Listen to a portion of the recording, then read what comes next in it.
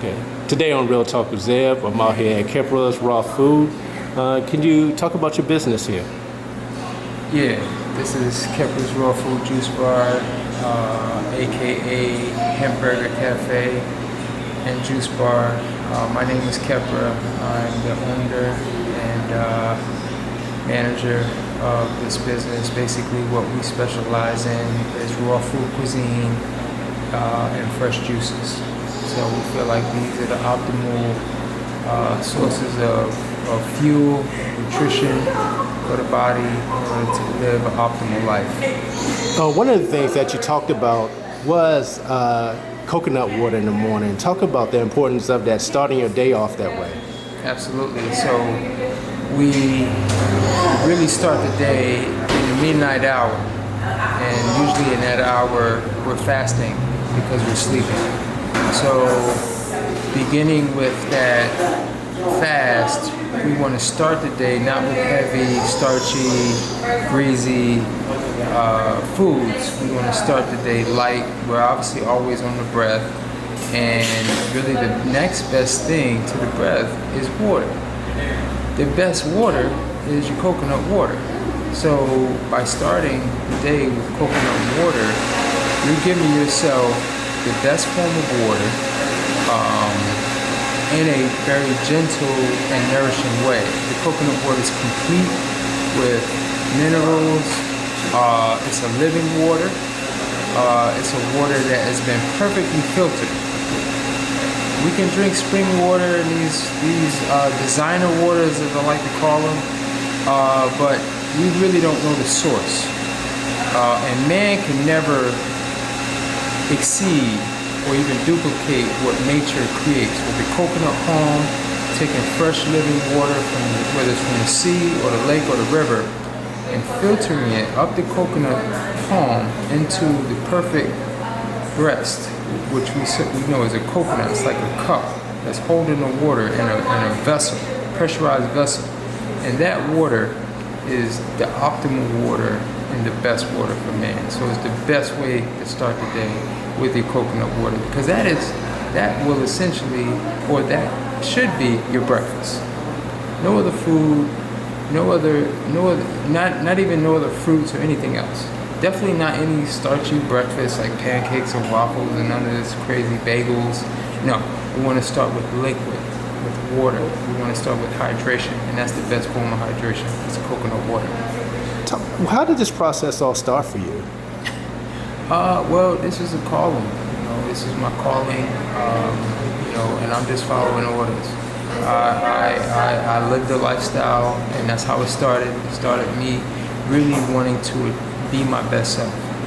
And in order for me to be my best self, I have to basically eat the way that I feel is optimal for man. So as I began to learn and as I began to refine what I was doing, then it became my responsibility to share, and not only share but serve. So that's what I'm here to do, is share and serve, as I'm doing now.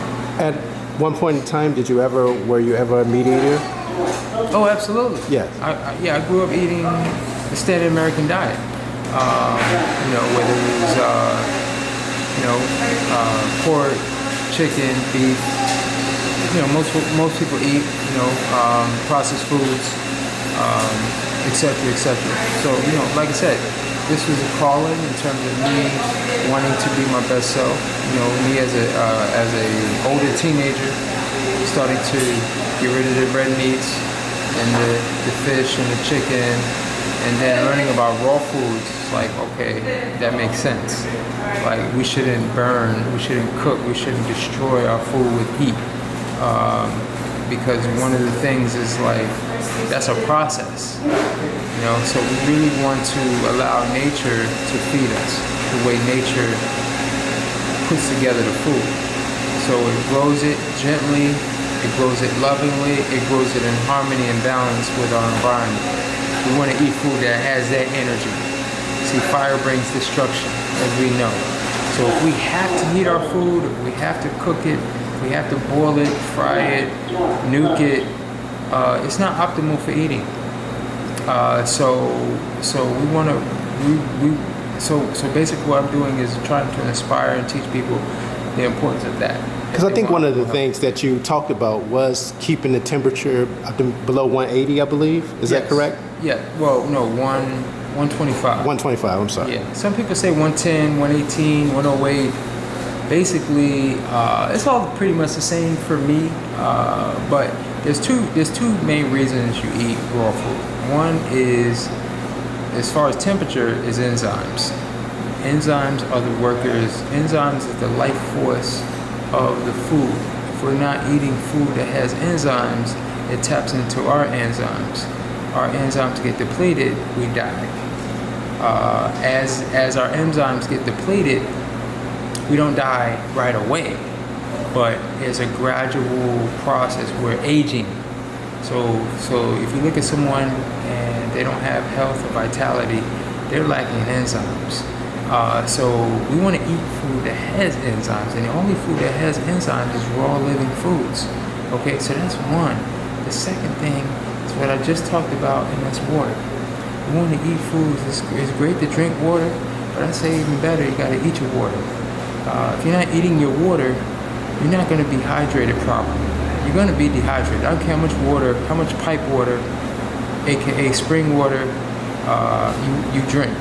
If you're drinking pipe water, but if you're eating a bunch of starches, you're eating a bunch of meat, that water is just basically running right through you. If you're eating fresh fruits, fresh vegetables, where you're forcing your body to hydrate itself from the food, because the body's a juicer. So if you're putting bread through a juicer, what's going to happen? It's going to clog it up. You're putting pasta through a juicer, you're putting meat through a juicer, it's not going to work. It's going to jam it up. But we're putting that through our juicer. You know, so our bodies is as a juicer. We put fruits and vegetables in, it grinds it up, it extracts the juice, which is what our body does. The juice is used as fuel for this temple, and it expels the rest. Okay, so it's perfect. We're in perfect balance and harmony with the kind of foods that we eat. But if we're eating all this, so moisture is moisture and enzymes. That's what it's about. You know, it's interesting because I think you talked about one time being, would you say food that we're eating, consuming in America, probably be the number one drug because of the way that everything is processed. And I think a lot of people really don't talk about that as food being a drug. Would you agree with that? Yeah, food is the number one drug. You know, we like to look at drugs either as recreational or as medicinal, part of, you know, sick care. But we don't look at the socially accepted foods that are masquerading, or drugs masquerading as food. And that's what when we understand scientifically, when you heat anything and change its composition, it becomes a drug. The scientific community understands this. So when we apply that science to everything we ingest, we understand that most people, if you're eating mostly cooked food, which most people are, they're addicted. It's an addiction to drugs, but it's socially accepted. So when you eat drug, it begets drugs. So if you're eating a lot of starches, cooked starches, denatured, you're eating a lot of what's that going to do is, like I said, with the juicer, it's going to jam you up. You're not going to have energy.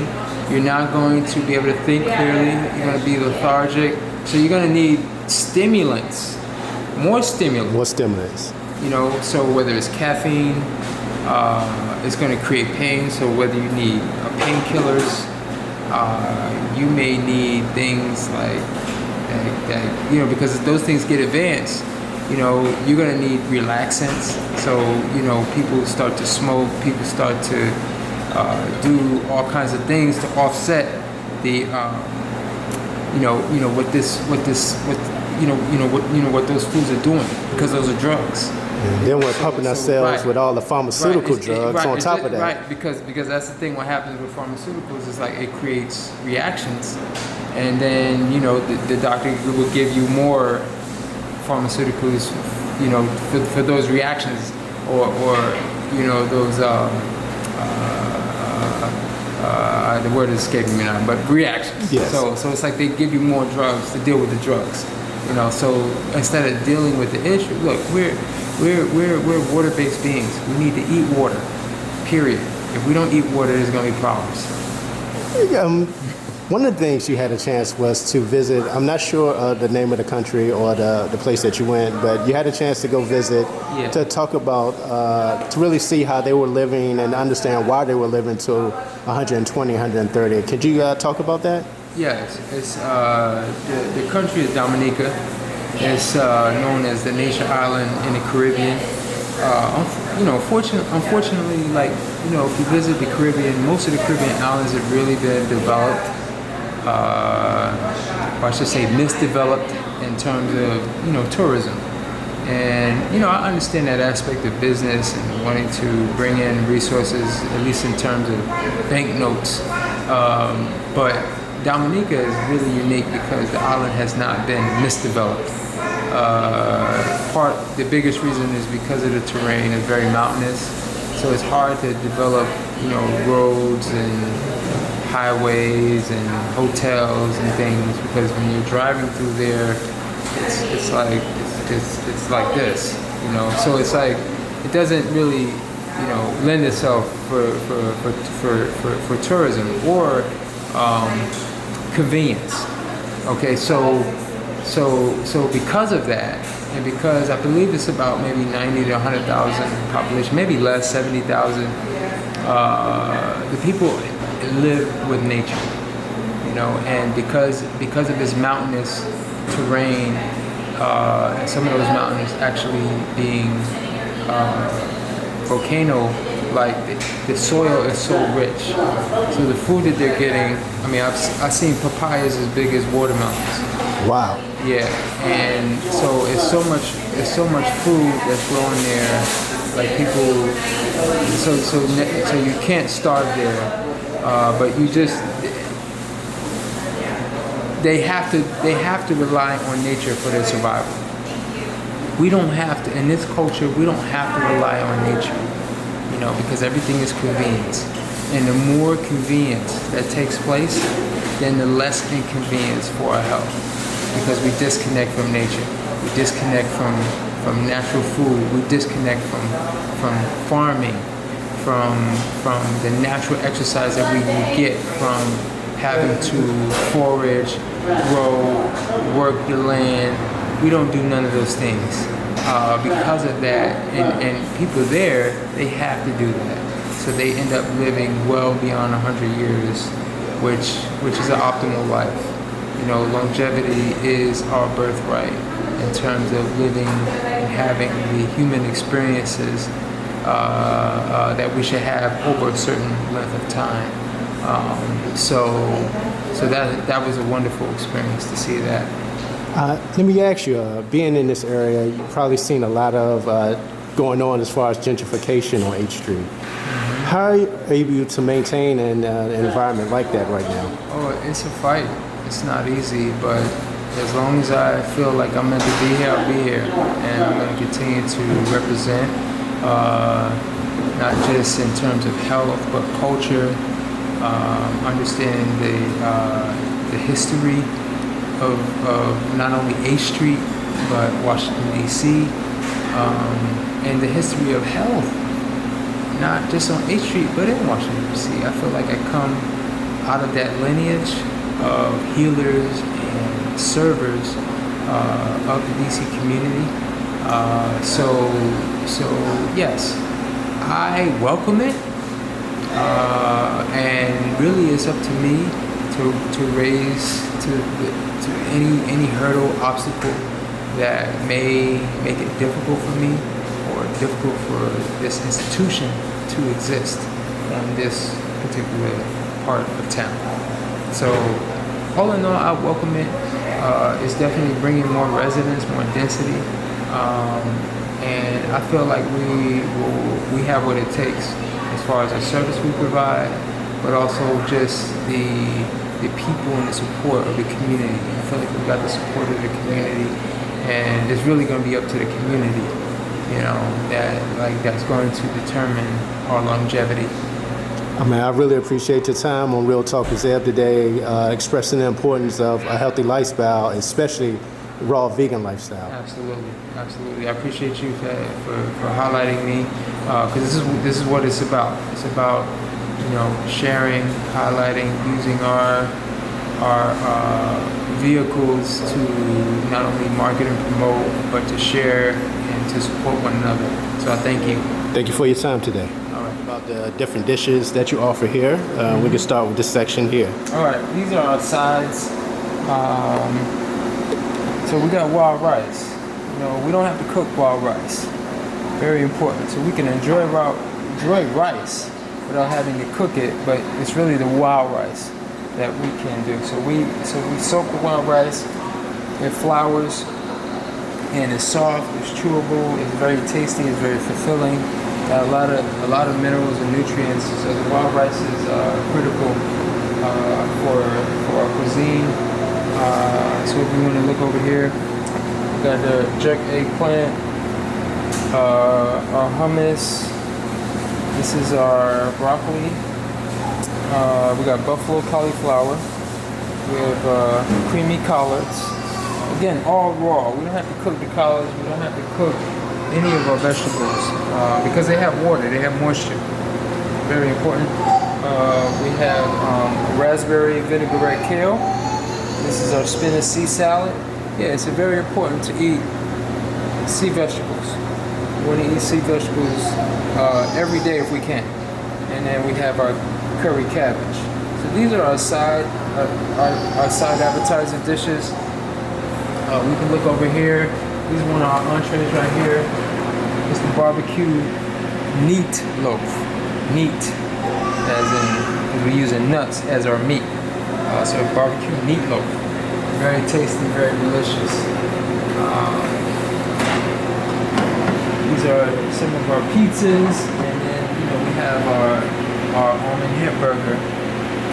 So we make sandwiches. This is ackee. This is a fruit from Jamaica, and we make patty mixed with the seaweed. And then we also have jackfruit. Jackfruit is our barbecue jackfruit. So we put that in a wrap for you. Jackfruit is a fruit that has a lot of protein. You don't have to use these mock fake meat substitutes because that will get you in trouble as well. Eating a lot of soy, processed vegan starches, and meat substitutes. We want to rely on nature for our food, and that's what we do here. What would you say is your most popular dish among your customers? I'd probably have to say it's the hamburger. Yeah, the hamburger followed by the pizza. The meat loaf is real popular. Let's see if we have any kelp noodles. Oh, we do have kelp noodles. Okay. So these are creamy kelp noodles.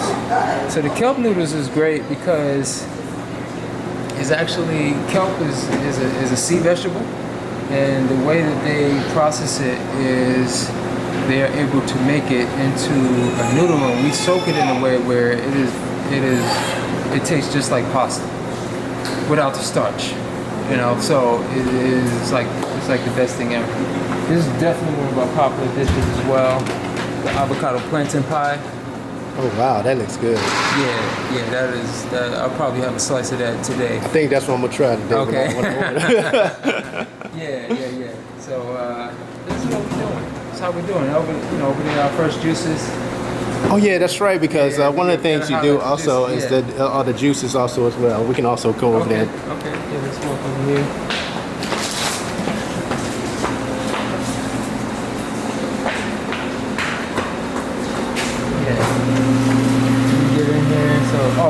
Bam.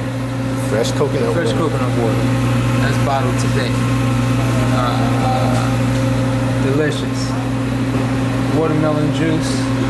The watermelon is 99% water. So we're in watermelon season. Watermelon is great. So we got a good variety of juices. And so our juice cleanse is real popular. And as it should. People are waking up to the reality of understanding that this body is a juicer. And you know, by actually drinking more fresh juice, we're drinking living water. Let's see right here, but we're drinking living water, you know, in the best form, you know, and we can subsist, or we should do it periodically for optimal health, because this is important, and to realize that our body is a juicer. It's important to realize like the importance of fasting, especially juice fasting. We can juice fast. We give our body the most needed rest. The break it needs. Right, the break. Because again, if we're eating once, 2, 3 times a day with snacks, we're overworking our vitality, our digestive system. It's actually because we're not getting to a point where we are nourishing ourselves. It's almost like we're working against our bodies. In terms of not allowing it to get the rest that it needs. So our body throws you know, disease and sickness and illnesses where we lose our appetite and forces us to fast. But we just want to, you know, practice something like this to get in front of it. You know, so I talk about like frequency and you know, we get deeper into the science of it. But yeah. I mean, I really appreciate your time today. All right, thank you. Thank you. All right.